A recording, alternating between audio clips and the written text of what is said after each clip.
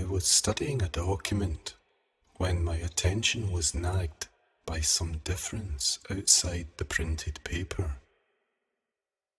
I examined the top of my desk. It had been polished wood with a slightly rippled grain, but now the grain had vanished and the surface was as blank as a sheet of plastic. I looked round the office, which was furnished in the modern manner, for I detested fussy details. The white walls and plain carpet were as usual, but the view through the window had altered.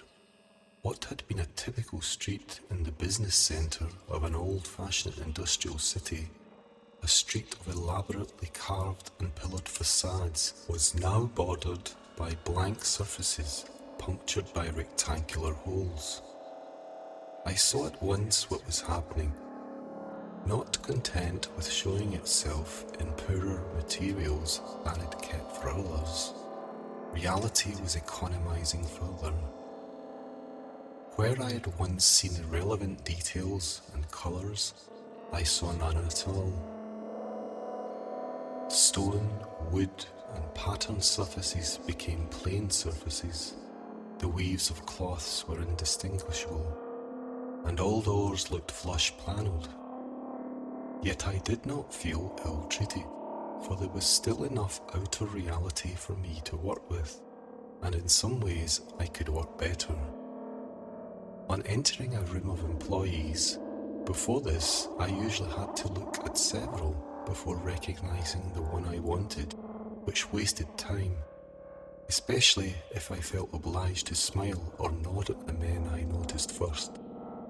Now when I entered a room, everyone but the man I wanted was as faceless as an egg, so I knew him at once. And later, I only saw the man I wanted. Nobody else was visible, unless they were slacking or wanted to speak to me, in which case they displayed enough substance to let me deal with them. You may wonder why I never colluded with those surrounding me. Well, it was other people's business to keep out of my way. And when driving, I noticed traffic signs in adjacent vehicles, though pedestrians and scenery were invisible. But one day I parked the car in the usual side street, opening the door to walk to the office, and could see neither street nor pavement, just a clear general greyness.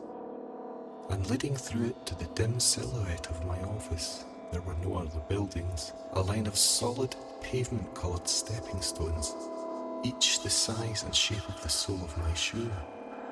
I could only leave the car by walking along these. Each vanished as I took my weight from it. I had spasms of vertigo and was in terror of what would happen if I stepped between the stones. On reaching the office doorstep, which was completely visible, I squatted and moved the palm of my hand experimentally into the emptiness. A piece of pavement the shape of the hand appeared underneath it.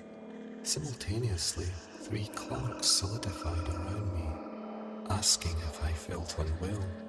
I pretended, not convincingly, to tie a shoelace. Later, I sat on a swivel chair above fathoms of emptiness, grey emptiness all around, except where 6 feet to the right, a pencil moving on its own point across an angled notepad showed where my secretary was taking down the words I dictated to her.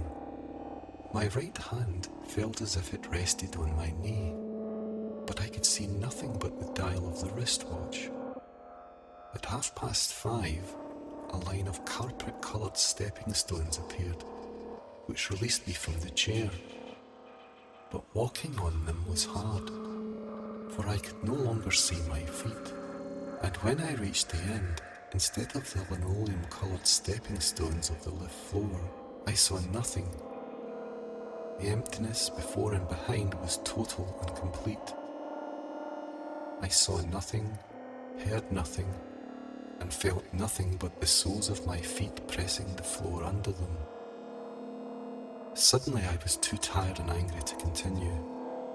I stepped forward and nothing happened, except that the pressure on my feet vanished. I neither fell nor floated. I had become bodiless in a bodiless world. I existed as a series of thoughts amid infinite greyness.